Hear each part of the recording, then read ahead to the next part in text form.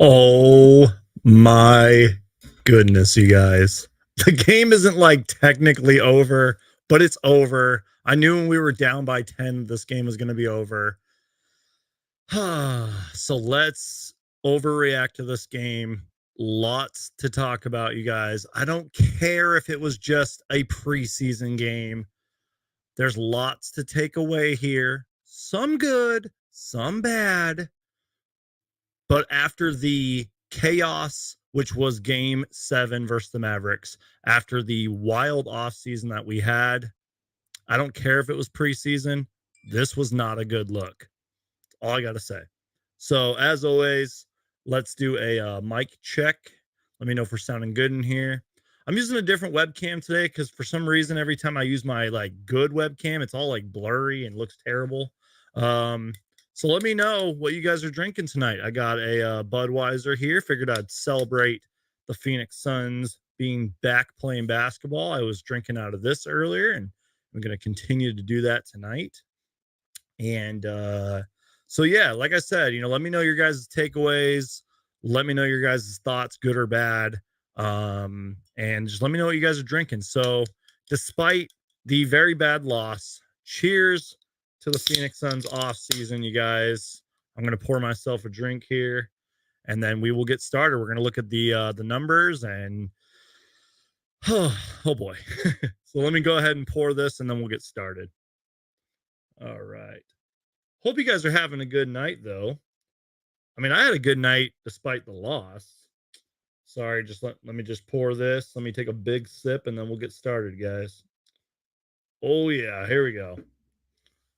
Last time I had a lot of like foam on top of there. So cheers to the Phoenix Suns.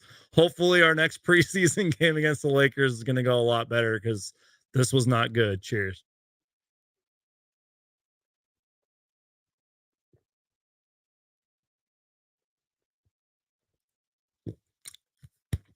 Oh, yeah. All right, I'm ready. Let's go. Let's freaking go, you guys. Mark Jackson says, "What? We didn't win? No, we did not win." And look, myself included, we all know Phoenix Suns fans by now. We're all going to overreact to this, including myself. I'm going to have some overreactions on here, and then the next morning I'm going to be like, "Why the heck did I say that?" But I really do feel like there is a lot to talk about here, you guys. Okay, so the Adelaide 36ers, they're a team obviously from Australia. Um, and I was listening to the broadcast and everything. Apparently, this team's been together for a short amount of time. They recently had a game against the overtime elite in Phoenix, and I guess they were down 20 and they ended up coming back and winning. So even though this is quote a G League team, and this is a preseason game that the Suns don't care about, these guys came to play. They were saying it on the broadcast today, guys. Like this was kind of like the quote championship for the Adelaide 36ers. This was a huge opportunity for the 36ers. And you guys, let me tell you this. At that overtime elite game, which the 36ers were at playing, there was, I think, 2 or 3 Phoenix Suns scouts there and a whole bunch of other NBA scouts there as well. So I hope some of these guys after this game get a chance to play in the NBA G League or get a chance to play in the NBA because they absolutely deserve it. And they deserve this win. I even tweeted out to the Adelaide 36ers Twitter account saying, props to this 36ers team. They just want it more right now. And you could make the argument saying, oh, yeah, well, we only played our starters X amount of minutes and we couldn't hit a 3 to save our life, which both of those facts are true. But this Suns team just didn't want it. I just knew it halfway through the game. I was like, yeah, we're probably not going to win this game. I just knew it. And I'm sorry for all the negativity. I'm just bringing you guys the facts. I'm just telling you how I see it. If you guys are new to this channel, that is what you're going to get on this channel. You're going to get the honest truth. You're going to get the facts. You're going to get what I see from these games night in, night out. And every time I'm making a normal video, that's what you're going to get. So if you guys are here for the first time, I encourage you to Hulk smash that like button and please subscribe to Suns Geek. Phoenix Suns coverage all season long and so much more. So, you guys, I am really excited to talk about this game. I do want to pull up the numbers here in a minute. So, keep in mind, I am a one man show here, so I'm going to be multitasking. I also thought I would do something different this year with the live streams, which, by the way, I'm going to be doing a lot more of these too. I want to start kind of reacting to like what the media says and like what Monty Williams and all them say. I think that would be fun. I kind of had a lot of fun with that during training camp, so I think we're going to be doing a little bit of that. And with that being said, I need to take a sip of my drink here. Cheers.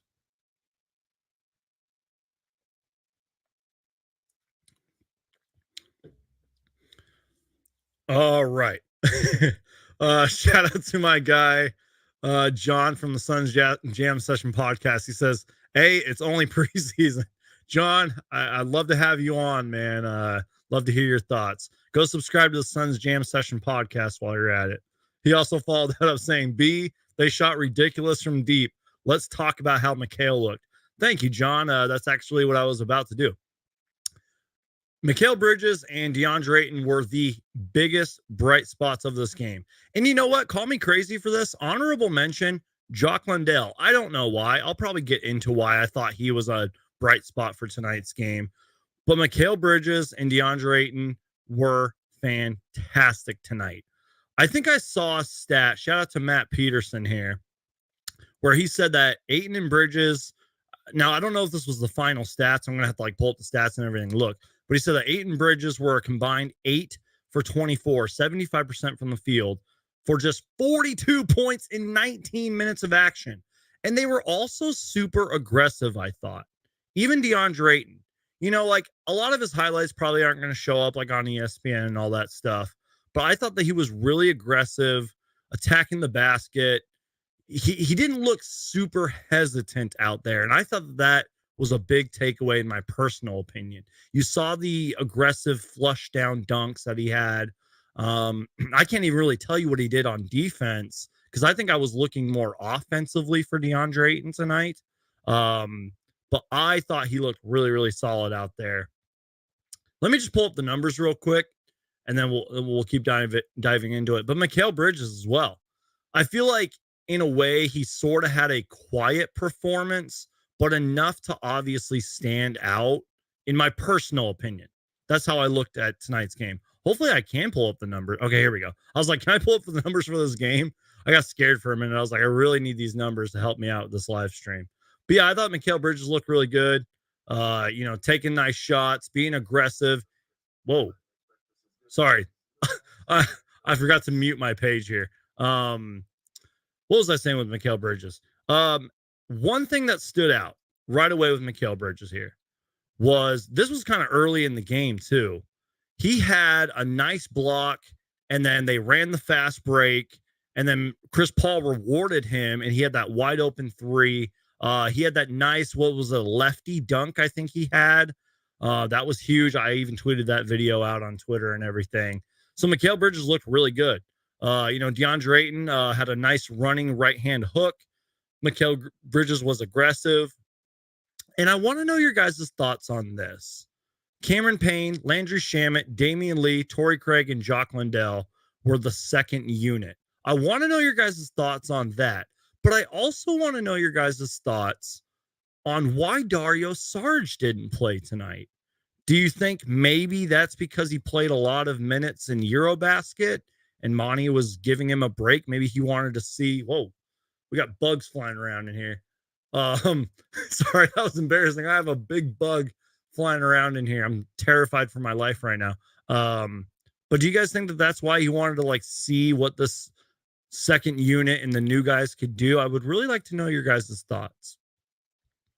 I'm going to try to get to the comments. You guys are blowing up the comment section, and I really appreciate it. So leave me your guys' thoughts down below. Let me know if the world is falling. Let me know if the Suns season is already over with after one preseason game. I don't even want to check Twitter because I was a little negative on Twitter tonight. But again, I was just speaking the facts in my personal opinion. It was rough, you guys. That's all I got to say about that. Let's keep going here, though. One thing that stood out to me as well, I'm kind of just giving you guys my personal takeaways, and then we'll dive into the numbers and we'll kind of react to what the Suns were saying and everything. Really curious to see what Monty Williams has to say. I thought that the 36ers throughout most of this game were playing really good defense, and it was really just their pace. I thought they just had better energy. They had better pace in this game. Somehow, though, the Suns were in this game. It didn't really seem like it. I even tweeted this out. I was like, the Suns were down 7, but it felt like a lot more. You know what I mean? So I thought that was an interesting takeaway.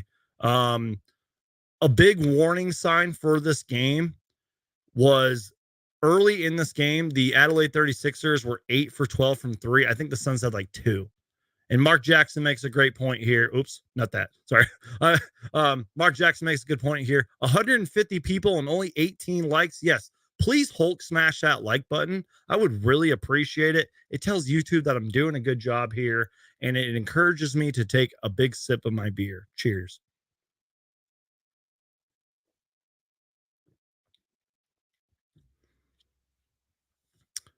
Ooh, random thought here because I put it in my notes. Did you guys see that Cam Johnson put back dunk? Well, he kind of came off like the weak side, I think from the left side, went up and slammed it down. That was actually kind of nice by Cam Johnson. But the 36ers, I feel like I'm talking a lot more about the 36ers, but rightfully so. They deserve it after beating us tonight. I don't care if it was preseason, you guys. They were pushing the pace, they were sharing the ball, they kept making shots. Let's get to some comments here so I can kind of gather my thoughts and let the beer process for a minute. We're kind of celebrating over here despite the fact that we lost. Let's see here.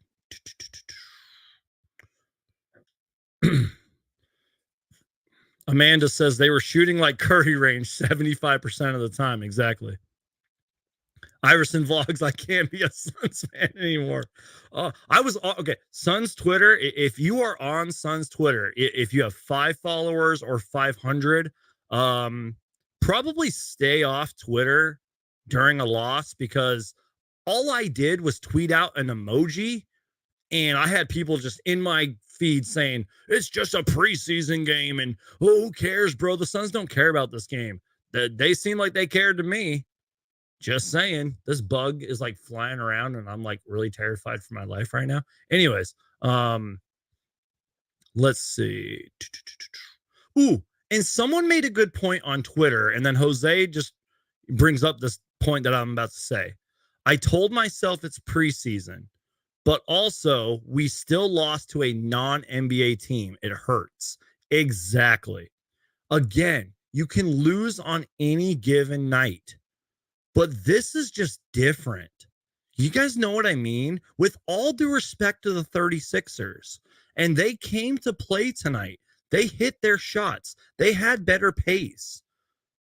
But the fact that we lost to a non-NBA team, I would have rather lost to a G League team because at least they're part of the NBA.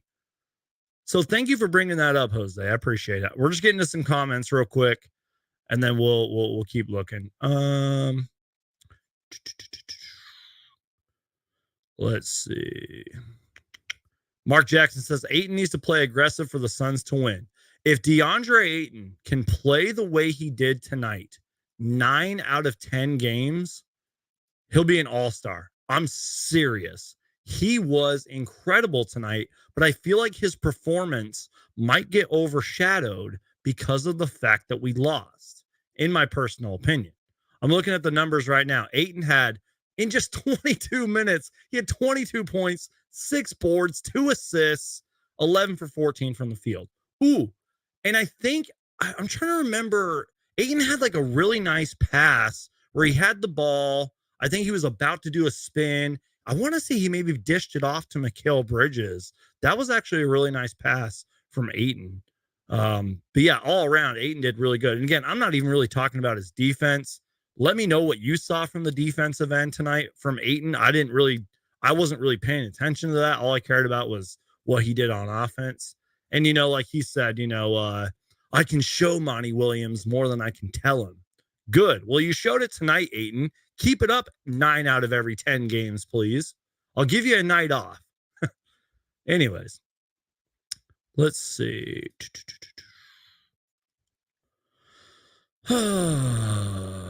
Just kind of reading some comments here. So John from the Suns Jam Session podcast, go check them out, by the way. Monty wants McHale and Cam Johnson to initiate the offense more. They did, especially McHale. Created his own offense and attacked the rim. Clearly leveled up this offseason. Thank you for bringing that up. And by the way, check out Bright Side of the Sun. They do great work and everything. Check out the Suns Jam Session podcast. Monty Williams did talk about this, and I noticed that a little bit tonight. Cam Johnson sometimes took the ball up court. Mikal Bridges took the ball up court. Some people were kind of questioning what Chris Paul was doing out there. I saw a couple good Chris Paul moments out there. It's like, this is where I can kind of stop overreacting because it is just preseason. But I hope that Mikal Bridges does, be more offensive and take the ball up court and be aggressive with those rim running dunks. And like I said, that's why I brought up the Cam Johnson when he, went off the weak side and threw it back down. I was like, that was a surprisingly good play from Cam Johnson. I hope we get more out of that. Thank you for your comment, John. I appreciate it. Hulk smash the like button, says Mark Jackson. All right. I'll try to get to the rest of your guys' comments. Let's get to a super chat here from Muzzy Buzz. I gotta read this just because it is a super chat. This is good. I'll give you that. At Suns Geek, I suggest renaming the channel to 36ers Geek. Touche. I'll drink to that because tonight the 36ers own the Suns. Wait, I gotta play it. I gotta play my drop. Let me repeat this. Tonight the 36ers own the Suns.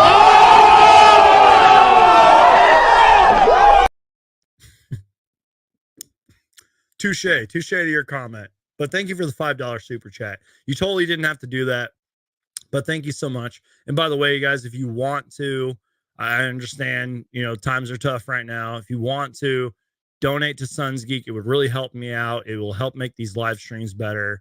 And for the record, for anybody who does care, I am planning on going live, if not every game this season. I have a lot more time this year and this season and everything. So definitely want to increase the Phoenix Suns content for you guys. But we'll talk about that later. You guys don't care about that. So let's dive into some numbers here. I like what Mega Giants says here. Mikal and Ayton were great. Good. Oh, sorry. I thought you said good night. My bad. Mega Giants. He said Mikal and Ayton were good tonight. They were good tonight. I don't know why. From what I personally saw, I do want to kind of move to some of our bench guys here because obviously, you know what? Let's change it up for a minute. Let's look at the minutes tonight. This was interesting.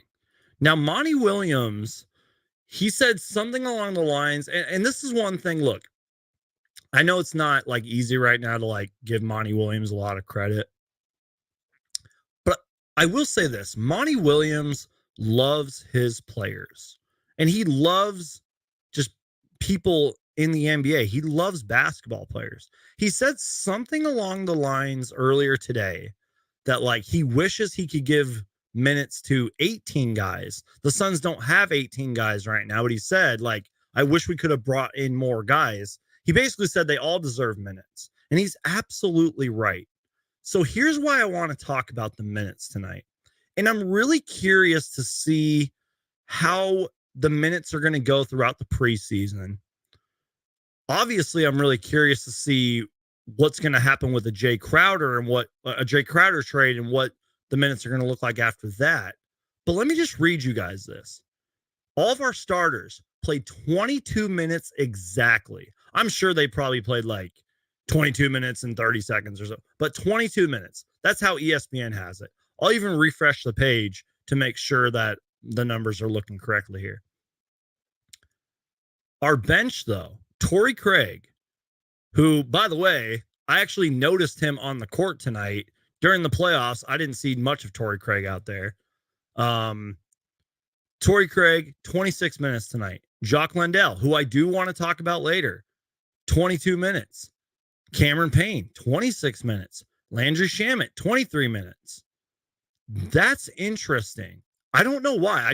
That was my takeaway from looking at some of these numbers. And again, we probably would have won this game if the minutes would have been, if the Stars would have gotten more minutes, if we would have hit more 3-point shots. But the bench, sorry, I got a burp here. Our bench needs to be better. This was obviously a problem last year before the Jay Crowder trade rumors, before all this Robert Sarver controversy and all that, before the Kevin Durant stuff. I felt like our bench was a big problem last year. And I know that it's just one game, but our bench needs to be better. And that's why I think I'm giving credit to certain players. Surprisingly, Cam Payne, not Cam Johnson, Cam Payne had 23 points tonight. That totally went over my head because one, we lost, and two, because Mikal and Ayton looked so good. I will say this, though. Cam Payne needs to be a better playmaker. And I really mean that. I'm not saying that he needs to average like 5 assists all season, or you guys know what I mean, but he just needs to be a better playmaker, in my personal opinion.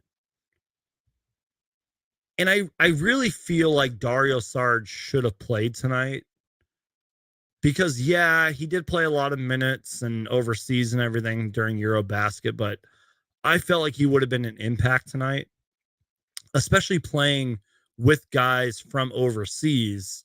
I just really feel like he would have been used to that environment. You know, could have took a little bit of contact, spread the floor a little bit. I feel like Dario Saric really would have been impactful tonight, in my personal opinion. Thank you to everybody that's in here. We got over 330 people in here. I appreciate you guys. You're all the real ones.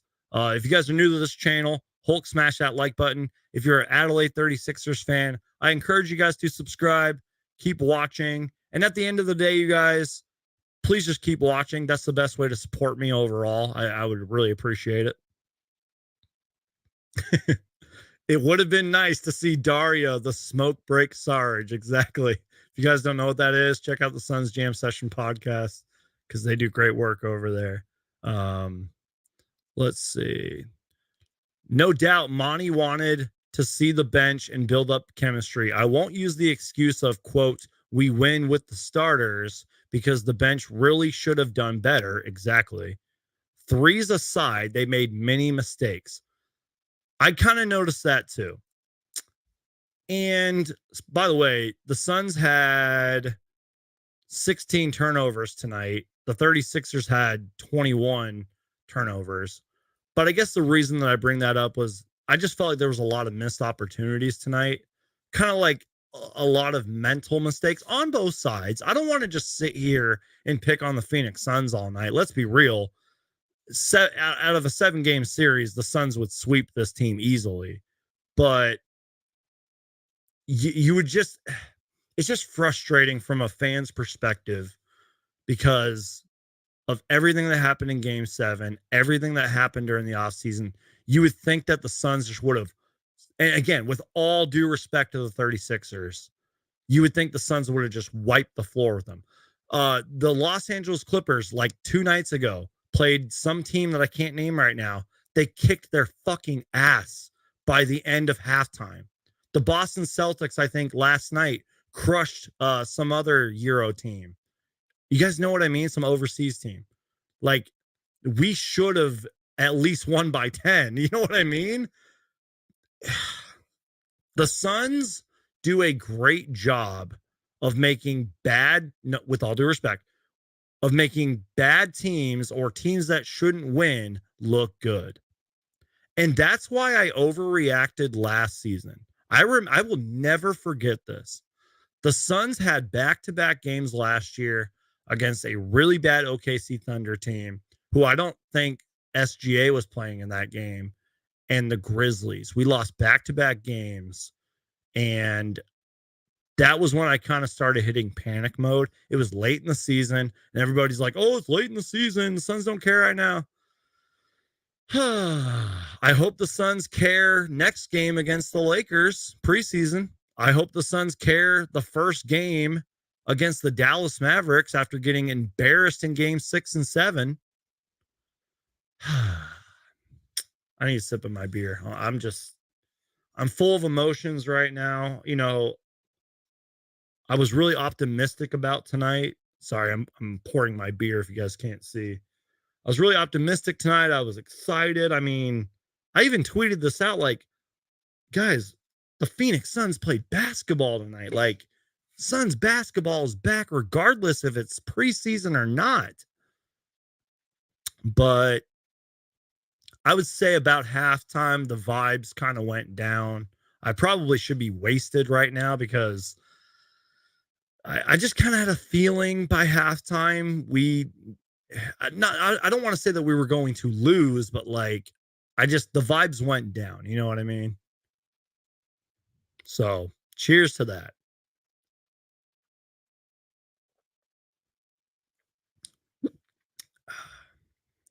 Let's look at the numbers here. Ooh, quick random thought. We've kind of been talking a lot about Ayton and all them. Sorry, I got a burp.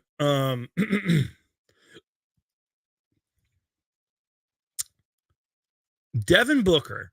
I just want to throw this out there. 22 minutes tonight. Had the first Phoenix Suns preseason points, which were awesome. He had a nice flush down dunk. Despite Booker, he didn't have the best game, but he didn't have the worst game. He had 4 assists. He kind of surprised me in a way. I felt like he kind of reminded people like, yeah, I'm more than a shooter, but he just didn't have the minutes tonight. I feel like this game was really heavily focused on Ayton, Bridges, and our bench. Maybe that's why I feel like a lot of performances are going to go overlooked, like Campaign's 23 whatever points off the bench and Booker's 13 despite only missing 3 shots. You know what I mean? And Mega Giants, I do see your comment about Jay Crowder. I promise we'll dive into that in a little bit. We're almost at the 30-minute mark. Lonnie, thank you for bringing this up. I legit had that thought, and I don't want to like criticize a professional basketball player because he's in the NBA and I'm not, but she says Payne's shot looked weird or looked so bad. To me, it just looks weird. Not that it looks bad. It just looks weird. Like the way he plants himself and launches the shot. I don't know. Like maybe he needs some new shot mechanics. I saw a video about Russell Westbrook and how like the last 2 off seasons, he's kind of changed up his shot a little bit. I wonder if Campaign needs to maybe like get with a shooting coach, change that shot up a bit. But again, the fact that he had 23 points tonight, that's pretty big. He looked aggressive on some plays. I just think he just needs to be a better playmaker. That's it. And shout out to Eddie Johnson and Kevin Ray on the broadcast. They did a good job of bringing this up. There were a few times where like, let's say like Jock Landale, for example, had he beat his man. He had like open room. He boxed out well. They didn't find him. You know what I mean? So, and how many assists did we finish with tonight? 29 assists. That ain't bad. I've always said this, even before we got Chris Paul. I was like, if you get close to 30 assists, you're probably going to win the game. In this case, that was not the case, but at least they did have 30 assists. And I mentioned that at halftime. I tweeted something out. I was like, well, at least we're shooting 50% and have 17 assists. Just saying. I mean, I was trying to find the good.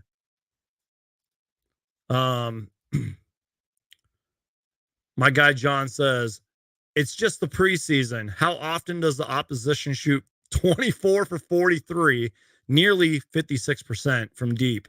Note that not one opponent made more than 22 against Phoenix last year, and 54% was the highest. And that's why you should go check out Bright Side of the Sun, and that's why you should go check out the Suns Jam Session podcast, because they're going to bring up great points like that. That's kind of why I brought up my point earlier. I'm like, somehow, despite the end of the game, The Suns were only down by like 7 or like 10 or like 12. Like, it was surprising that the Suns weren't getting their asses kicked like we were against the Mavericks.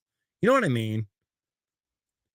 I just hope that in our next game, which by the way, Anthony Davis might play. Our next game is Wednesday against the Lakers. I just hope that we have better energy. We have better pace. We actually make our 3-pointers. Maybe the starters play more minutes. I don't care if it's preseason. This should have been game 7 of the semifinals against the Mavericks should have been the wake-up call. You know what I mean? Let me take another sip of my drink, and then we're going to look at some Adelaide 36ers numbers because I want to talk about some of these guys here. So give me a second. By the way, we got over 200 people in here. It keeps jumping from like over 200 to 300. The fact that like one person is watching me is super flattering, and I appreciate it. You guys are all awesome people. So I want to talk about Craig Randall III. Not going to lie to you guys, never heard of this guy. Even when I was looking up the research against that game that they had against the Overtime Elite, I didn't hear much about him.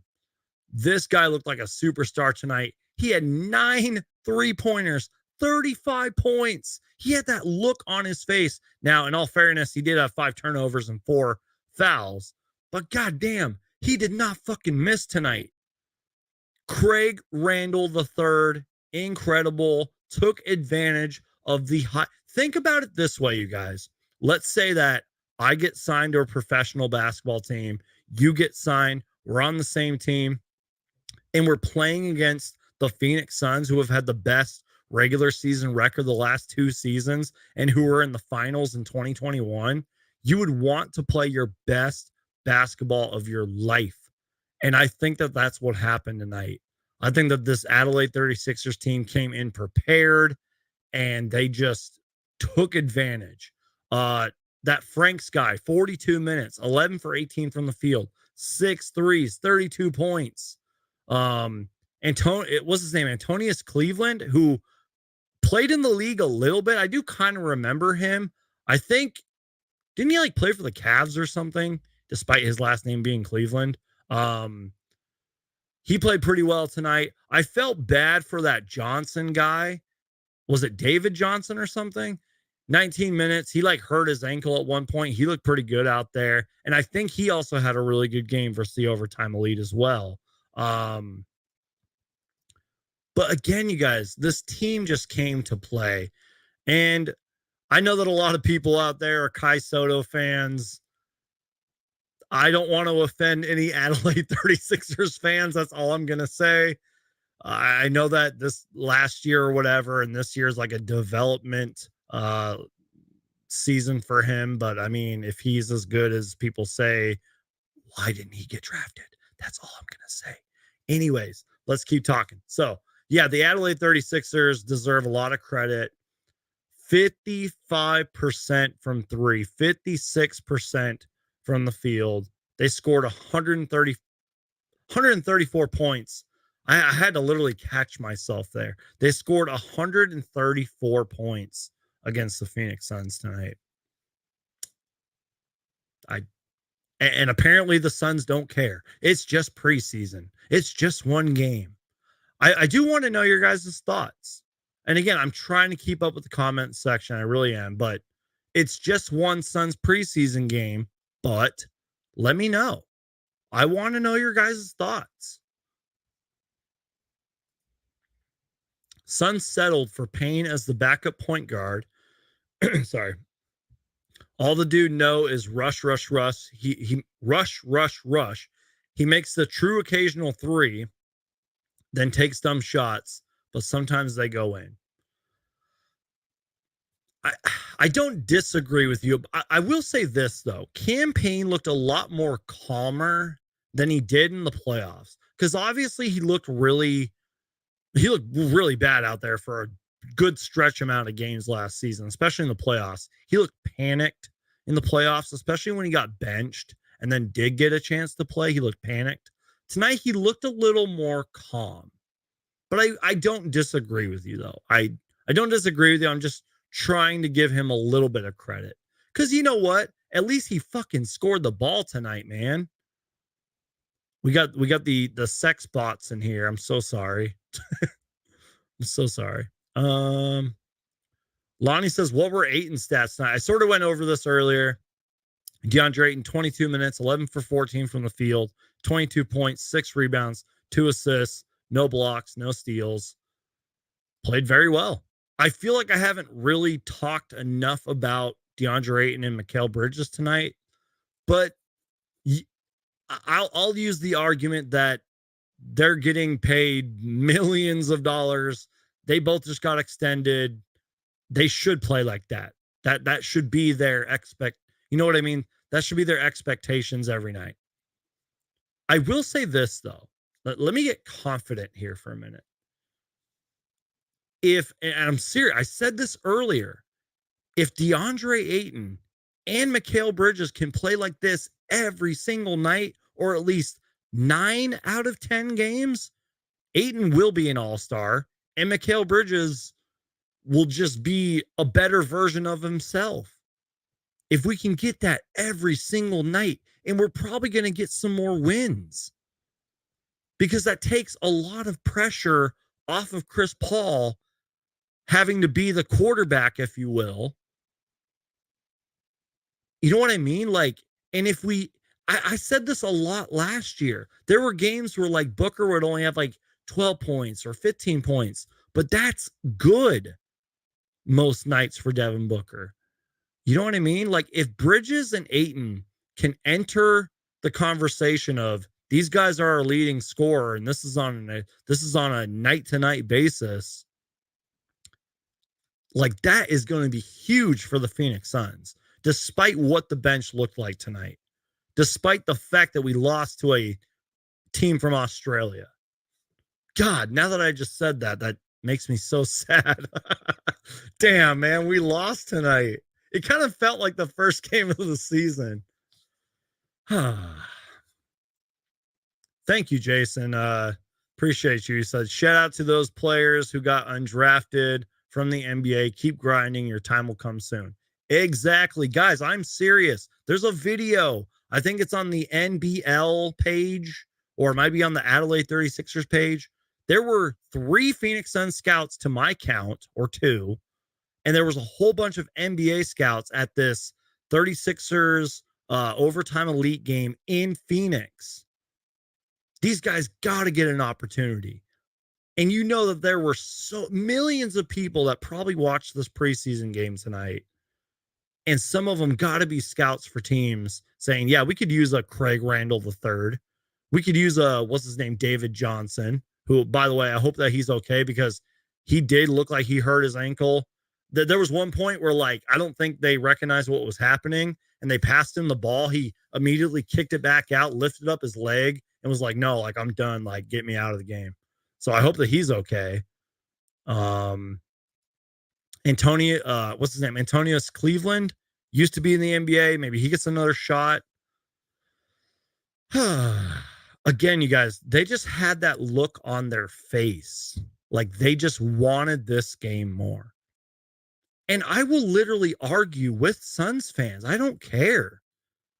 The Suns didn't care about tonight's game. Bullshit. Bullshit. They did care about tonight's game. The only way I'll agree with the Suns fans that say it's just a preseason game is the minutes, which is why I went over the minutes. But like, the vibes were off tonight. The vibes have been off since media day. And I just really hope that on Wednesday, if I'm correct, against the Lakers, that we have better energy, we play better, we actually hit some damn threes. So let's get to some comments here. William Park says, sorry, I meant to get to another comment. Someone, where is it? I just lost my comment. Do you think the Suns should hit the panic button yet? No. Sorry, William. That was not actually the comment that I wanted to read.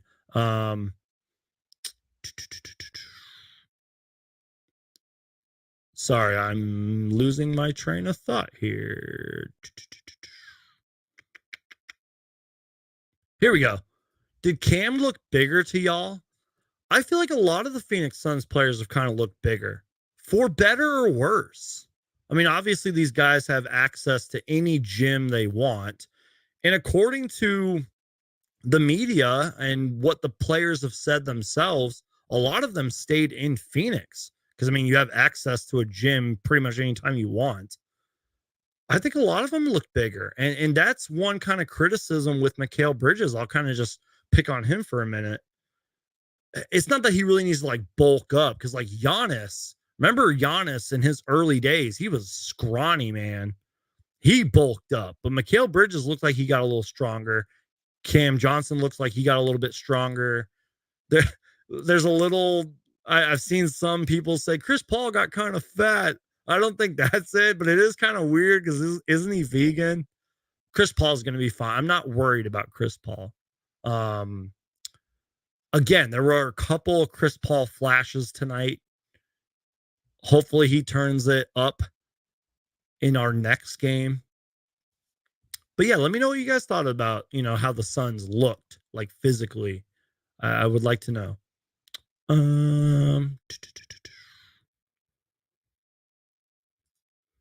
Suns can be a real threat in the West if they took losses more serious. They always take their foot off the gas pedal, or they let the other team shift momentum like the Mavs and Bucks. This comment right here, I 99% agree with you. Because I even said that earlier. I was like, they make bad teams look good. They make teams that they should beat look impressive. Last year they were just super cocky. They were like, yeah, we can beat anybody, and even though we're tied with the Mavericks, for example, we're still going to win this series. And you guys know what I mean. And man, that's what's so. If I'm Monty Williams and I'm serious about this, and you guys might say, Suns Geek, you're salting the wound. Suns Geek, they're over what happened at Game 7. You're over dramatic. You're crazy, Suns Geek. You guys can call me and say whatever you want. If I'm Monty Williams, I am right, either during practice or right before the Suns like go to warm up, I am showing them clips of Game 7 versus the Mavericks. I am showing them the stat sheet from this game. I'm serious. Now, obviously, I'm not a professional basketball coach. What do I know, right? But that's what I would do. You got to give your guys kind of that motivational boost. This game should have been it. This game should have been, again, with all due respect to the 36ers who deserved this win. This should have been like an ass kicking. This should have been like that win that's like, okay, we got that out of the way. Now let's fucking stampede the preseason and let's start the season off fresh. Let's start the season off on a high note. Because now, thanks to social media, and not even just that, people are going to be like, oh, the Suns had an embarrassing playoff exit and then they lost to a team from Australia. That's the Phoenix Suns. I need another sip of my beer.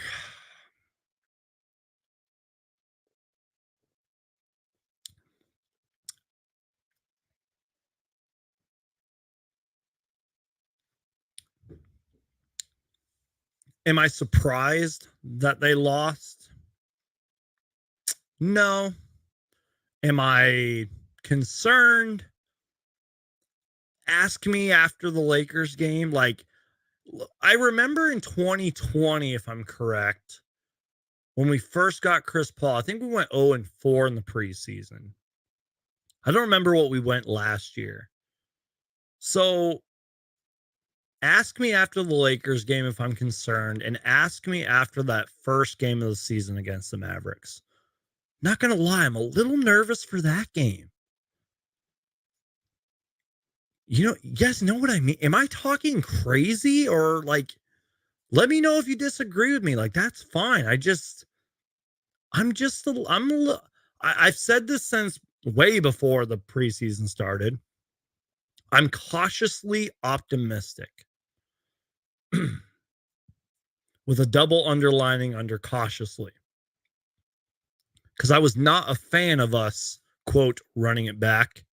Um, I do think we should have made some moves. I even jokingly tweeted out that James Jones is right now looking for a Jay Crowder trade, because even Monty Williams said, you'd like to have somebody in as soon as possible, maybe before the season starts, build that chemistry. Kind of wish a Jay Crowder trade would have took place by now. Shout out to my brother Chris, who says we will have better games soon. You know what? Let me just settle down here. Let me just relax. It's gonna be okay, Suns fans. I'm sorry for the negativity, even though I'm just spitting out the facts. It's gonna be okay. We're gonna have a better game against the Lakers, and life will be all good. We're still a contender no matter what. The Suns just need to work on not. I said this a lot last year. The Suns just need to play for a full 48 minutes, whether it's preseason or not. Whether Devin Booker or DeAndre Ayton or Mikal Bridges are getting 22 minutes a game, they need to play for a full 48 minutes. Our bench needs to be better. The expectations for our bench should be kind of higher. You know what I mean? Like, I don't want to use the word unrealistic, because you can't like expect Campaign to drop 23 a game and Bismack Biyombo to average a double-double. You guys know what I mean? But like, you should put those high expectations on him, because we've seen, let's use the run and gun Suns, for example, who were a great regular season team, a dominant playoff team, but one of their failures was, one, they didn't play that great of defense, but two, they didn't really have a bench for the most part. Kind of like last year with the Phoenix Suns. Great regular season team. Could their bench get it done? No. Landry Shamet, man, I hate to keep picking on Landry Shamet. And I did read a story recently, and I kind of want to make a video about this, to be honest. I guess like he recently got reconnected with his dad and like some family member. That's great. Awesome for Landry Shamet. I hope that works out for you. But he said, and again, I haven't really read the full story. So I'm just kind of spitballing here, but he said like he wasn't the same player he was last year. And Landry Shamet, you got to start making some shots, man. Like, I'll forgive your other stats if you can just start making some shots. Be one of the best 3-point shooters in the league, man. That's all I'm asking for you. Because believe it or not, you guys, in a way, Shamet sometimes would play valuable minutes for the Suns, sort of in the playoffs.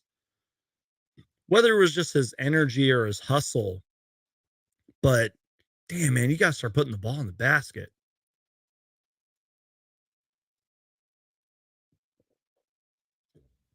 You guys are listening to me rant.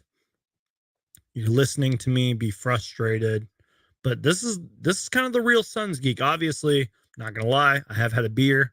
I've actually had 2 beers. But this is the real Suns Geek, man. And like, I'm spitting it. I'm telling it how it is. And I'm just pointing out what I see. And that's why I really appreciate the fact that, one, there's over 270 people watching me, but two, the fact that you guys all have your opinions, and I would love to hear them. So keep letting me know.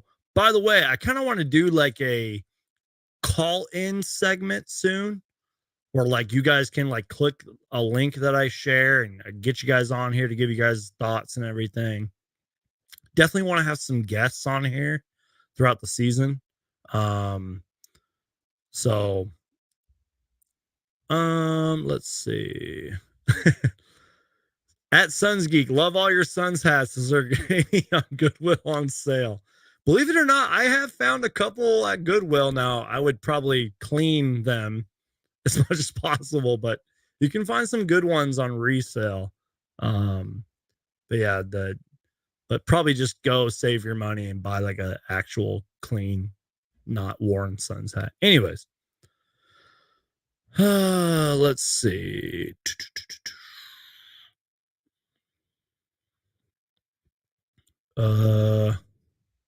Sorry, I'm just reading some comments here.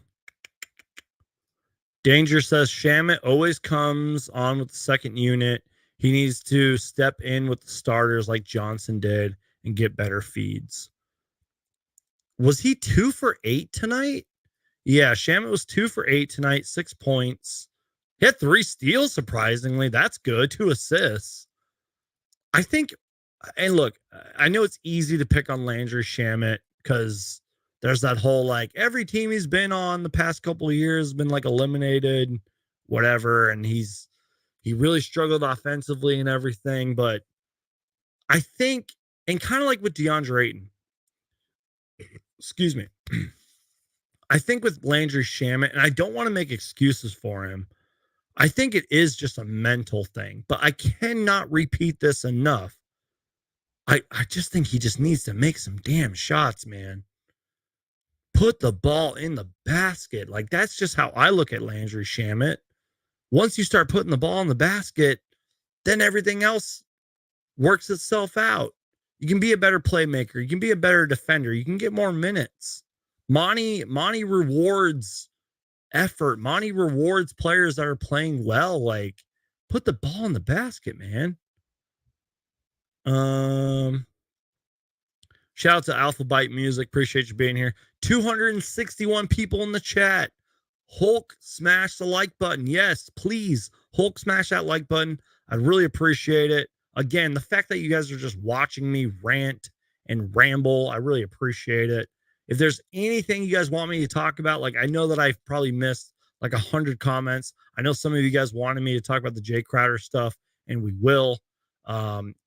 Please just Hulk smash that like button. I appreciate you guys. I'm vibing. Cheers. I hate losing, so this won't sit well with me. I want the Suns to do better. Kai Soto needs to be in the NBA. I already kind of gave my thoughts on that. Mike B says, we got you, bro. Yes, Geek. Did they start Craig over Ish? Ooh, thank you, Lonnie. Lonnie, thank you so much. I've seen you in the chats before, and I kind of want to talk about the rotations. That's okay. So earlier in the stream, if you guys missed it, I kind of asked you guys that the second unit was Campaign, Landry Shamit, Damian Lee, Torrey Craig, and Jock Lindell. I feel like I haven't really talked about this much. I wonder if Monty was just like, okay, let's just get the new guys out there to see what they can do, for better or worse. Ooh, we've been doing this for almost an hour and we haven't even saw what like the media's been saying. We're gonna get into that, but I really wonder if that's what happened. If Monty Williams was just like, yeah, let's get the new guys out there. Oh God, I just saw something that made me shake my head. We're gonna react to it. And then I'll get to my thoughts about the band. Okay, so I'm going to share my screen right now. Shout out to Dwayne Rankin from the AZ Central Arizona Republic. We're going to literally in live. I haven't heard what Monty Williams said yet, but we're going to react to what Monty Williams said. Oh boy. So Dwayne Rankin, 24 minutes ago, tweets out, Monty Williams said, #Suns, didn't give the 36ers. Wow, I can't talk. Didn't give 36ers respect they deserve in the 134-124 preseason loss. So we're reacting to this in live time. Now, before I play this for you, the acoustics in the Suns arena are terrible, so it might be a little hard to hear, but we're going to do our best. All right, here we go. And by the way, as we're reacting to this, I'm going to drink a sip of my beer, maybe a little bit of my water, because I've been rambling for 55 minutes and my voice is tired. So here we go. I thought we didn't do a good job of reading the game. Like once they made a few of them in the first quarter, I didn't think we had like awareness that these guys would keep making shots. And the extreme part for me is they had 24 threes, but they also had 24 turnovers. So we had chances to. Yep, he's right. The 3-point shooting, but when they make that much and we only made 9, we shot the 20. Like that's not a normal, not even average for the league, but just didn't give them the respect that they deserve as a pro team. And so it's a great opportunity for us to learn. Did you have the starters on the pitch count at all? Yeah. Okay. Yeah, I actually got them a little bit higher than I wanted to. They got competitive. They wanted to come back, but I wasn't going to let those guys come back. But I wanted to try to play in the 7-minute spurts tonight, and I didn't mix the lineups at all because I want those guys to get used to playing with each other. As we progress, we'll probably get Cam and Chris out and start to mix up the lineups a little bit. But I think it's important. All right, Monty. To play together. What do you think of the second unit that you did have out there? That first one you put out, and then putting Biombo in for Landale. I thought they played hard. We had a few mishaps. That group. They played hard. They had a few mishaps. Look at all of the negatives are with the bench. Some guys were negative 21. There 3 guys negative 21. So that our bench has to do a good job. I've always said this. They have to do a good job of maintaining. I saw a funny comment, by the way. I'm sorry. I have to read this comment real quick. Howie Dewey says, Suns lost because they didn't respect them. DeAndre quit, which he totally didn't. And they all had COVID again. I don't know why, but I find that comment hilarious. All right. Let me know if you guys want me to play that again. Monty said some interesting things there. You know what? Let's just watch it again. I thought we didn't do a good job of reading the game. We didn't do a good job of reading the game. Exactly. Had awareness that these guys would keep making shots. And the extreme part for me is they had 24 threes, but they also had 24 turnovers. Let me pause it real quick. I sort of mentioned this earlier. He said they had 23 threes or whatever, and they had 24 turnovers. That's why I mentioned the turnovers. The Suns had less turnovers than they did. They had more. That should have been opportunities for us to score despite what we did from 3. And that's why I also brought up the fact that if you have close to 30 assists in a game, you should probably win that game. And we didn't win. Let's continue to hear from Monty Williams. We had chances to combat the 3-point shooting, but when they make that much and we only made 9, we shot the 20. Like that's not a normal, not even average for the league, but just didn't give them the respect that they deserve as a pro team. And so it's a great opportunity for us to learn. Did you have the starters on the pitch count at all? Yeah. Okay. Yeah, I actually got them a little bit higher than I wanted to. They got competitive. They wanted to come back, but I wasn't going to let those guys come back. Whoa. Wait. What? I'm sorry. Wait, can we repeat that? I actually got them a little bit higher than I wanted to. They got competitive. They wanted to come back. They got competitive and they wanted to come back? And I didn't let them? Try to play in the 7-minute. Monty, what are you doing? I don't care if it's preseason. We just lost to a team from Australia. What are you doing, Monty? I'm sorry. I have to be over dramatic. I'm sorry. I want those guys to get used to playing with each other.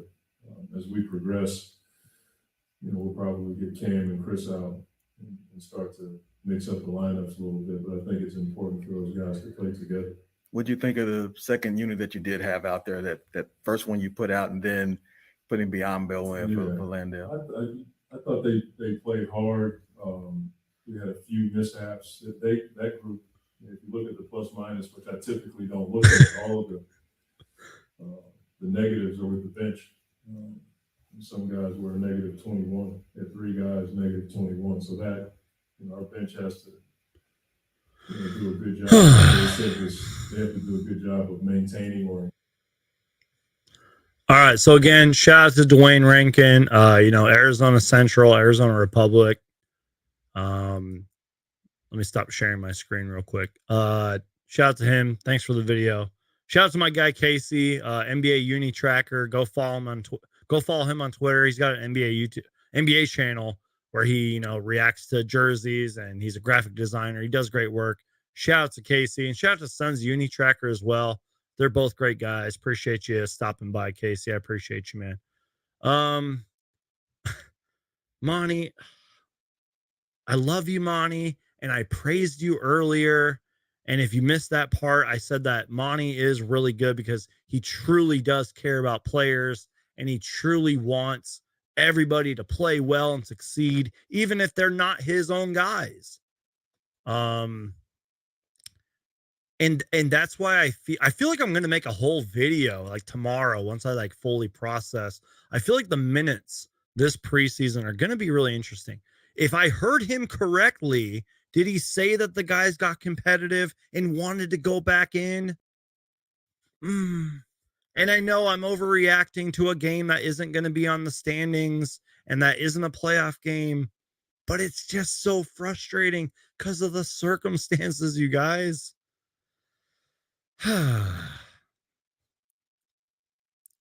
Look at Monty. Look at Monty's body language. It's suspicious. I'm not going to lie. I kind of low-key noticed that. And I know there's a lot of people that are like, DeAndre Ayton's body language and this person's body language. I've kind of noticed Monty's body language a little bit too. Maybe that comes with age. I mean, he has been coaching this team for, 4 years now? I don't know. But I did low-key kind of think that. Everyone else is looking at like DeAndre Ayton's body language. I'm like, man, I'm looking at Monty Williams. That's our driver at the front seat. You know what I mean?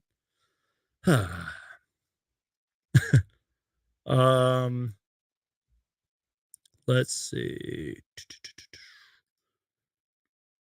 Evan says, Mr. Suns Geek, why is Campaign taking 19 shots off the bench? You know what? At least Campaign made some shots tonight. I'll defend Campaign here. At least he had 23 points. I'm not saying I agreed with every single 19 of those, attempts, but at least he freaking made some shots unlike everybody else. I haven't even talked about Jock Landale, who I really did want to talk about earlier. And I apologize to everybody that's been watching this live stream. It's literally been all over the place. I should just start calling these reactions, because that's literally what this has been the entire live stream. It's just a giant reaction. Let me talk about Jock Landale for a minute. What I saw out of Jock Landale, who, by the way, is an Aussie and who was very excited to be playing against, an Australian team, was he was super aggressive tonight. I kind of mentioned this earlier. He had a few nice box outs and opportunities where he was open for the guys to get him the ball. He surprisingly took a decent amount of threes. If he can kind of be like a Dario, where he can spread the floor, pick and pop for a three, that'd be huge. He's just got to start making those threes. I think he's going to be a fan favorite here. I really mean that. He's going to get some rebounds. He's going to play hard out there. If he can just start making those threes, I think that Jock Landale is going to be a fan favorite. And also, because he is Australian, he's got that charisma. He's hilarious in interviews. Ooh, and that just reminded me, if I can upload the video, I want to show you guys a video, which I'm sure you guys probably saw by now. But Jock Landale gave the most hilarious answer. If I'm able to upload this, which I think I am, the Suns gave their reaction. They described their word in one game. Or sorry, I can't even talk right now. They described their game in one word. And let's just watch the video and stay tuned for they literally saved the best for last in Jock Landale. Here's everybody's Suns. Here's everybody's answer to describe their game. Describe my game in one word. I would say adaptable. Smooth. Relentless. Pace. Energy. Intellectual. Strong man. Yeah. Kale's gonna laugh at that one. All over the place. Revengeful. Svestra. Can do everything a little bit. Yeah. Versatile. High intensity. That's maybe 2 words. It's not. Intense. Intense. Yeah, intense it is. Energy. Exciting. Terrible.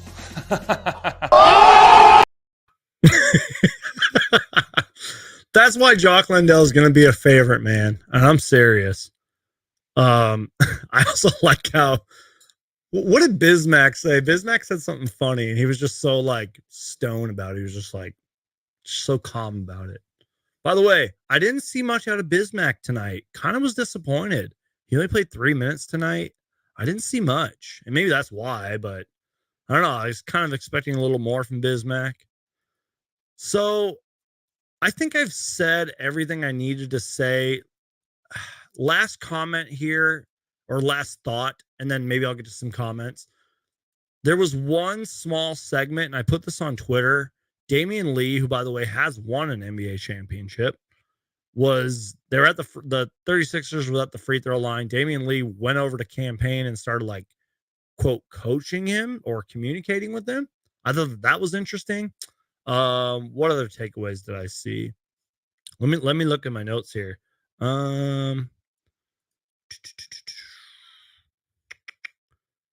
Pretty much. Oh, this is not a stat that I'm proud of. And I think I saved it. Let me see. No, I didn't save it, but I'll just read it to you. And I forgot who tweeted it out. The Adelaide 36ers in the first half, largest lead ever achieved by an NBL team over an NBA team, 14 points. Ugh. Then the largest halftime lead by an NBL squad in an NBL NBA game, which was 12. And they were also 12 for 21 from the three-point line at one point in the game. Yikes. So I think that's going to be it, you guys. I think I've ranted and complained and, let's be real. I bitched about this game too much. I can't with these sex bots in here. I'm so sorry, guys. Just let me know what you guys are thinking. You guys want me to go live for like 10 more minutes? You guys want to do, like, I can finish this beer real quick and then we can just go live for 10 more minutes and call it a day. Because I feel like I've said everything. So if you guys got a question, if you guys want to talk about some other NBA teams or any other takeaways or thoughts, let me know. I'm going to finish this beer, and cheers to you guys.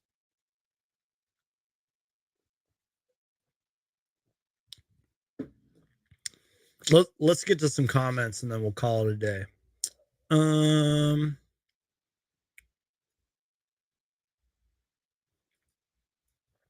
I think the Suns need a big reality check. Them being bad for so long and then becoming contenders and then making the finals made them think they were invincible, but they need a reality check soon.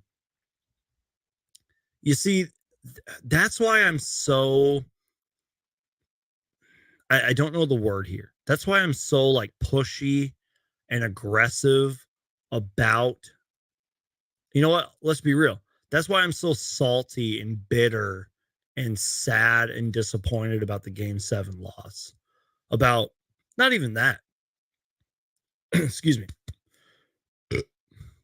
About the way that we went out in the playoffs this year. That's why I'm so like embarrassed and sad. That should have been our reality check. And I'm not saying the Suns need to win every game in the preseason. I'm not saying the Suns need to go 82-0 this year. But you are kind of right. Like, again, if I were Monty Williams, man, I would have showed them the highlights from Game 7. Our next game against the Lakers, I would have shown them the stat sheet for this game. They do need a reality check. They need to be better. They need to prove that they're still a contender, because if you guys don't follow the NBA as much as I do, I'm telling you guys, the NBA got better. The Eastern Conference got better. The Western Conference got a lot better. These, quote, play-in teams are going to be pretty damn good. some of these like 3rd, 4th seeds are going to be really good. Oh boy. Casey says, first NBA team to lose an exhibition game to an international team since 2016. Yikes. Should we just check out what my Twitter feed is saying right now? Like, should I just pull up the screen and we just react to it? I'm still trying to get to some comments here.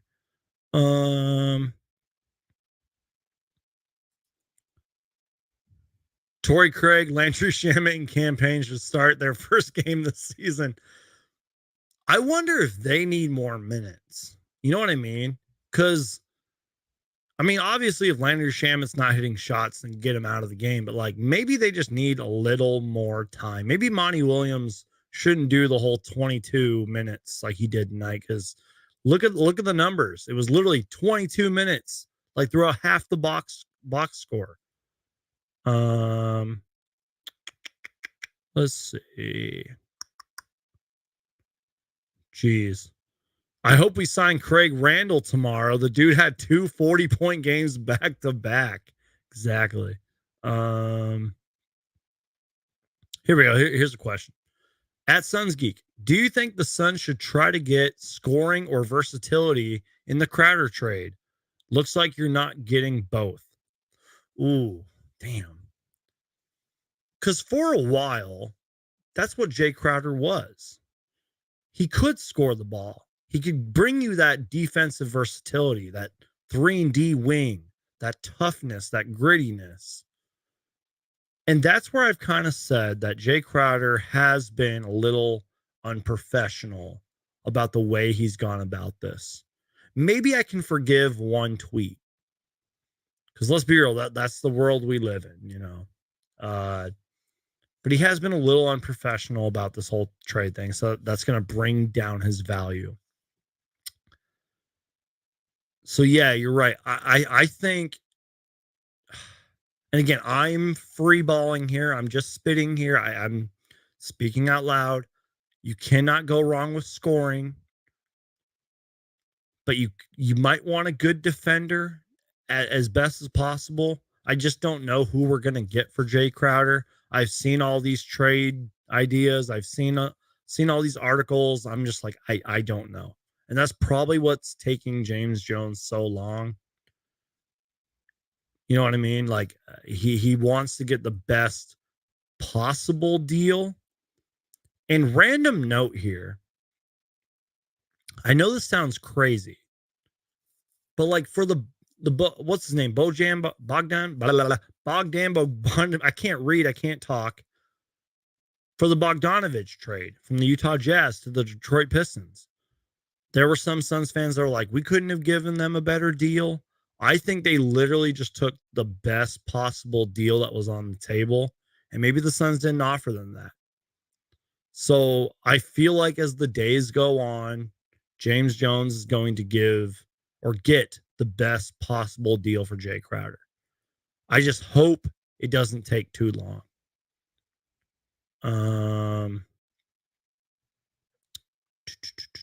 Let's see if I missed anything.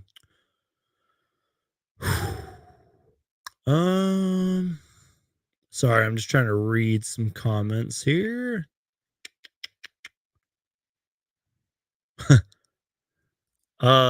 I'm not mad at the Suns. I'm disappointed because they literally didn't learn from that Bucks series. They let the Mavs do the exact same thing. They need to learn. Yep.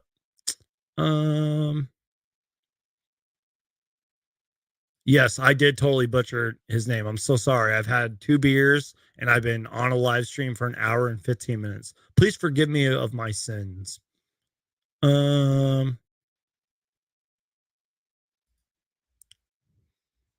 Only the 5th loss in the near decade. I think he means for like an international team beating an NBA team, if I'm correct. Nicholas says, bro, caught fire, plain and simple. He had one of them nights. Respect. Exactly. And guys, thank you for bringing that up. We're going to see that a lot. Let's be real. The Suns aren't going to be the only victim to a player who's going to go off. Let's be real. It happens all the time. So try to remember that, you guys. I'm not forgiving, or I'm not saying like we should all forgive the Suns for this terrible loss, because it was a terrible loss and we should have won. But this was just one of those nights. Now, the Dallas series is a completely different thing, in my personal opinion. But yeah, like, I do agree. He just straight up had one. It wasn't even just him. It was, what was the other guy's name? Franks, too. He had 32 points. Cleveland, who I haven't, that guy Cleveland, who I haven't even talked about, he had 22 points, 5 boards, 30 minutes. Excuse me.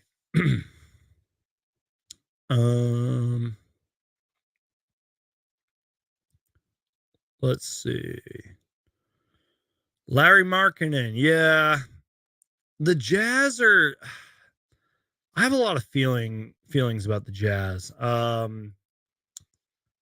You know, obviously Mike Conley's still there, Jordan Clarkson's still there. I think they would have traded those. Is Rudy Gay still there? Like, I think they would have traded those guys by now. I'm not saying they're not going to be traded, but like, you're not going to trade those guys right before the season starts. You're just not going to do that. Maybe by January and definitely by the trade deadline. But Larry Markkinen, by the way, former U of A product, that would be an interesting one. But I doubt they would swap him just for Jay Crowder. Jay Crowder's probably not going to go to the Jazz, and I can't see that, in my personal opinion.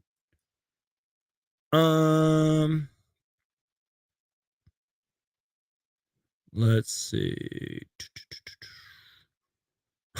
Some of you guys are wild in the comments, man.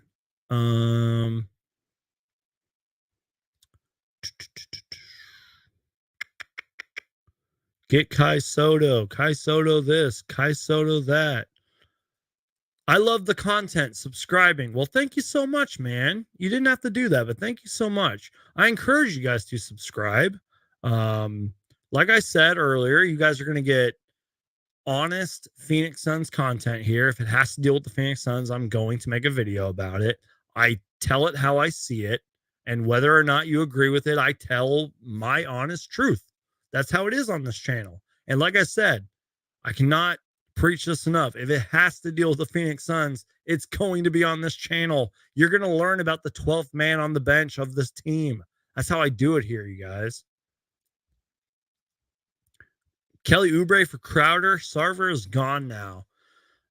I would love Kelly Oubre. I know that a lot of you guys don't want Kelly Oubre back on this team. And your guys' reasons are fair. I would love it. But again, I just don't know if the Hornets would do that. And if James Jones would want Kelly Oubre back. Because there was that whole story, like Kelly Oubre was on some, like, this is when he was with the Warriors, like he was on like some radio show and he was like talking shit about Robert Sarver. I wonder what his relationship was like with James Jones. You know what I mean?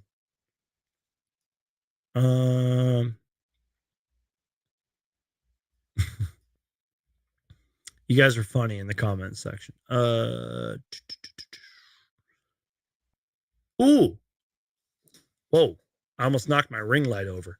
Thoughts on Frank Jackson and Timothy Lulale Cabarat, I think that's how you say his name, TLC. Should they have been given minutes?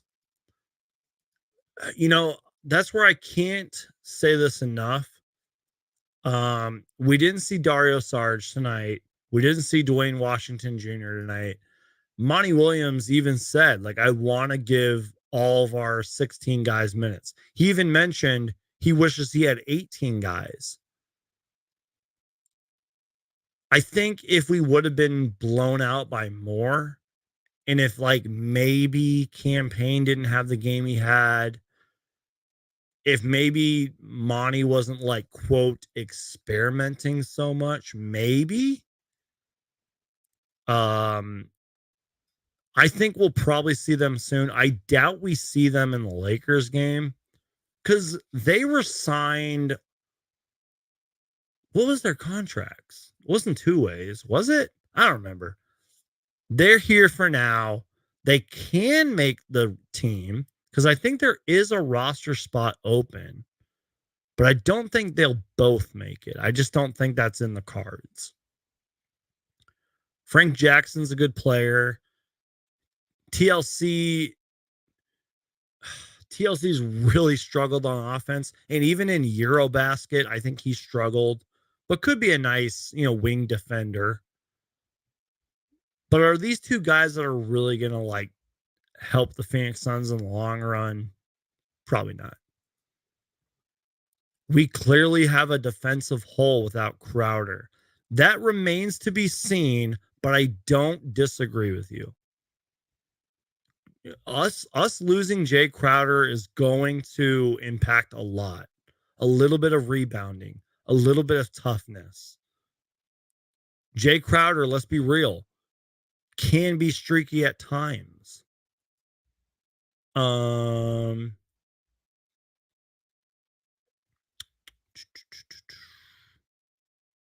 Let's see.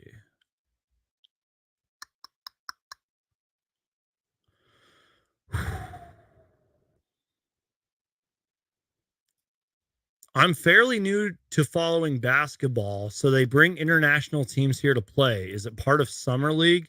Okay, so no, Summer League is over, but thank you for your comment. But this is kind of a good question. I've noticed over the years, obviously throughout the past couple decades, the NBA has expanded. This literally is a global game. Obviously, I mean, look at Giannis, look at Luka, look at who am I forgetting? Look at Dirk, look at who am I forgetting? I'm an NBA historian and I'm forgetting all the great international players of our game. You guys get my point. This is a global game. I just think that the NBA is partnered with these other leagues and has given them the opportunity. And I think they somehow just worked out like a deal and are like, yeah, your team can come here and play for preseason. This has happened a lot. Look at the Golden State Warriors. They went over, and the Washington Wizards. They went over to Japan to play, which someone made a good point, by the way. That's actually a really good way to like disconnect and like bond as a team. Kind of wish the Suns would have low-key done that. I know that the Sixers went somewhere. They didn't go out of the country, but they went somewhere. That's a good way to bond. You guys know what I mean? Like, kind of low-key wish the Suns would have done that. But thank you for your question, man. So if it helps answer your question, the NBA is a global game, and they're expanding every single day. And this is great for – it's also good for the NBA because, like I've mentioned a lot throughout this live stream, it's great for scouts. It's great for the casual fans to know who Craig Randall III is, because I didn't know who that was prior to this game, and I'm not a casual basketball fan. It's good for like Suns fans to know who Kai Soto is, who apparently is the greatest player ever. Ray says, nice content, bro. Well, thank you so much, Ray. I appreciate you saying that, man. I'm a one-man show here, and I'm just telling it how it is.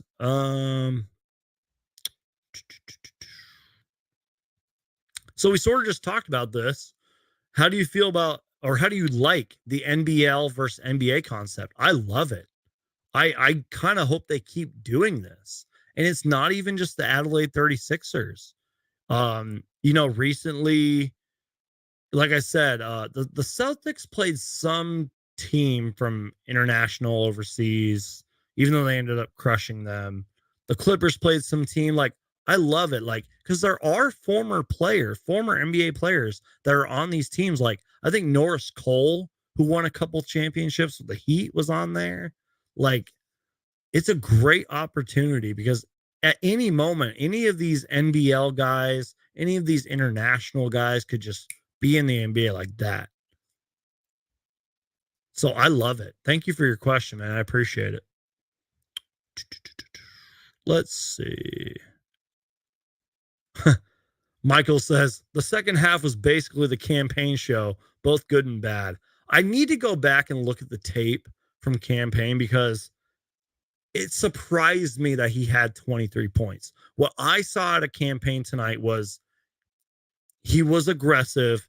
I think his shot mechanics need to change and he needs to be a better playmaker, but I am impressed and happy that he had 23 points. But I do need to go back to the tape and kind of look at it.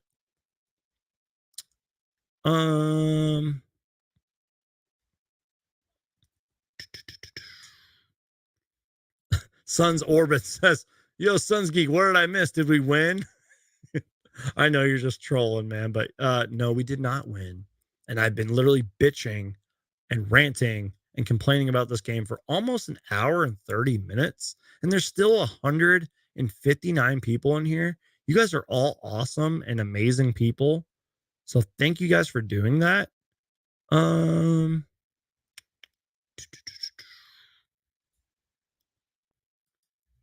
I would have preferred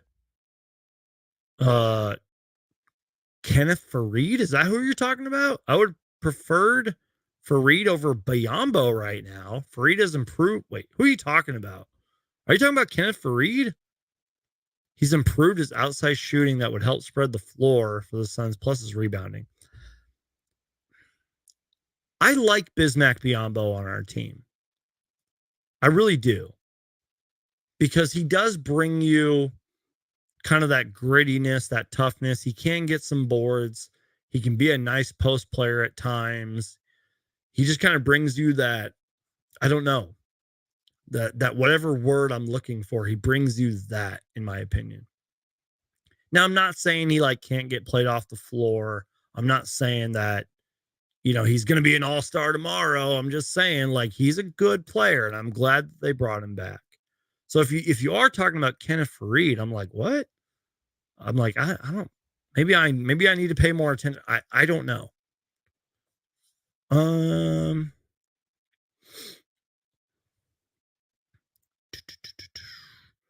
Yeah, with all due respect to all you Kai Soto fans, how he says, who's Kai Soto guarding in the playoffs? I'm sorry, you guys. Kai Soto, maybe he'll be a great player one day. Maybe he'll be an all-star one day and I'll be eating my words. But right now, I'm sorry. And there were some good moments. He had a couple good moments tonight, but you guys don't want to hear my full thoughts on Kai Soto, man. With all due respect to the Philippines, with all due respect to Kai Soto and his fans, you don't want to hear my thoughts on him. So that's all I got to say. Let's see. Carmelo Anthony would be nice for us. I would love Carmelo Anthony. I will never forget when he went to the Portland Trailblazers and had an incredible season. And that was just such a feel-good story because he was out of the league for so long. And this is one of the greatest scorers the league has ever seen. Despite whether you love or hate Carmelo Anthony, he's one of the greatest scorers ever. And I would love him on the Phoenix Suns. I don't know what he's going to bring defensively. And I know that he's up there in age. And I know that he's not as athletic as he used to be. I know he's not an all-star. The dude can put the ball in the basket and he brings that veteran experience. I would love Carmelo Anthony on this team. Let's see.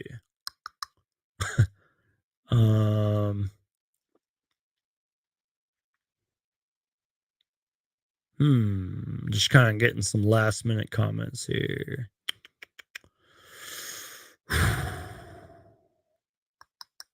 JaVale's a traitor, says Bill. Just reading some last minute comments here. Terrence Ross and Eric Gordon. I low-key love Terrence Ross. Eric Gordon for the right price. I know that Eric Gordon can bring some great stuff to our team. Do I think if we had Eric Gordon last year, would we have beaten the Mavericks? No. Even if we did have him, no. For the right price. But Eric Gordon, Mark Cooper writes, the Suns need Vanderbilt because They need rebounders, plus Paul's injury history is a concern. The athletes in action teams that started in the 90s paved the way for these other teams. I did a video not too long ago on Jared Vanderbilt, kind of. I mentioned him in the video. It surprised me that I think he averaged like 8 rebounds last year. Am I crazy? Am I getting that number wrong? He had like 8 rebounds last year per game. The dude is pretty athletic and still super young. And that was the reason that the Jazz pretty much didn't trade Bogdanovich. And because I guess the Suns wanted Vanderbilt and it just didn't work out. I don't know the full details.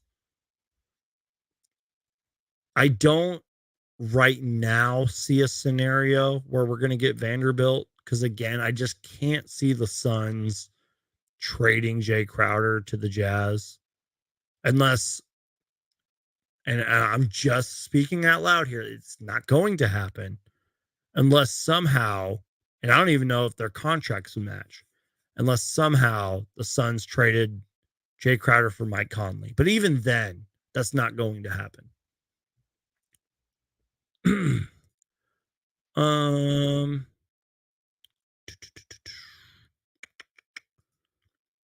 I'm a Filipino, but Kai Soto really needs to improve his body and be able to defend in the NBA, just like Chet Holmgren. Too thin for an NBA basket. Kai has a good 3-point shooting, though. Yeah. He had a couple good moments out there. He does have the size and the wingspan, but you are right. He needs to improve his body. You know, it's a development year for him, if you will. But like, according to social media and according to these like NBA YouTubers and content creators, he's like the greatest player ever. And with all fairness, there is a clip out there where Monty Williams, the head coach of the Phoenix Suns, spoke very highly of him. But I'm like, if this dude's so good, why didn't he get drafted? That's my honest thoughts. I'm going to be real with you guys. So if he's that good, why is he coming off the bench for this 36ers team? If he's that good, why didn't he get drafted? Sorry, Kai Soto fans. I'm going to be real with you. That's how it is. All right, guys. I think that's it. I think I'm done. I think I've ranted too long. I really got nothing left. You guys have all been amazing, though. Like, the fact that you guys watch me just ramble on for over an hour and 30 minutes. You guys are awesome. The fact that you guys listen to me like stumble over my words and drink a couple beers and have a good time. By the way, here's my awesome Suns mug, by the way. Before we get out of here, though, and I know a lot of you guys are going to leave in a minute here, but I do want to share this with you guys. I don't know why. I've kind of been like in a horror mood lately. I'm not the biggest horror fan, but I'm a pretty big Chucky Child's Play fan. I want to show you guys this. So, by the way, I was a pretty big fan of season 1, which recently came out last year. Excuse me. And season 1 was pretty good. I'm revisiting it as we speak because season 2 comes out October 5th, which is in like 2 days from now. I'm super excited. So I want to show you guys this before we get out of here. So give me 1 second.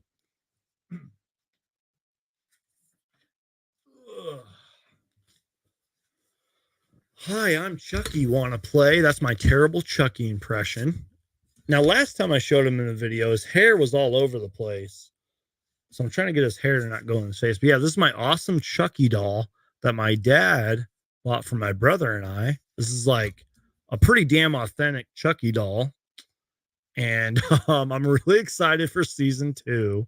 But another reason I wanted to show you guys this was I was looking through like an old box, and I don't know why I like put this away, but I think my brother and my friend Cody gave me this. It's this awesome Chucky. Let me get a better. There we go. It's this awesome Chucky comic book with a beautiful graphic on it, and I think it's signed by the artist, if I'm correct. They gave me this a long time ago, and yeah, it's pretty cool. I just wanted to show you guys that. He said, "Don't sleep with him in your room." Yeah, he's been in here. He's gone to a couple other rooms, but he's currently in here now. So let me know if you guys are watching post game or after the stream. If you guys are watching, if you guys are a Chucky fan, if you guys made it this far into the stream, you guys are all awesome people. Let me know your thoughts, comments, and opinions down below. Let me know if I'm just reading some of the guys' comments. Let me know your guys' thoughts on everything we talked about tonight. Let me know what you guys thought about the game. Let me know if you guys are concerned. Let me know what you guys think about a potential Jay Crowder trade. Everything we talked about. Let me know what you thought about DeAndre Ayton tonight. Let me know what you thought about Mikal Bridges. Let me know what you thought about Cam Payne's 23 points. Let me know if you guys are Chucky fans or horror fans or Freddy Krueger fans. That new Michael Myers movie's coming out. The Halloween Ends movie's coming out. So I'm out, you guys. I'm done. You guys are all amazing people. Please, guys, make sure to Hulk smash that like button and please subscribe. And if not, the best way to support me, you guys, is to just keep watching. You guys are all awesome. I'm out of here. God bless you guys and peace out.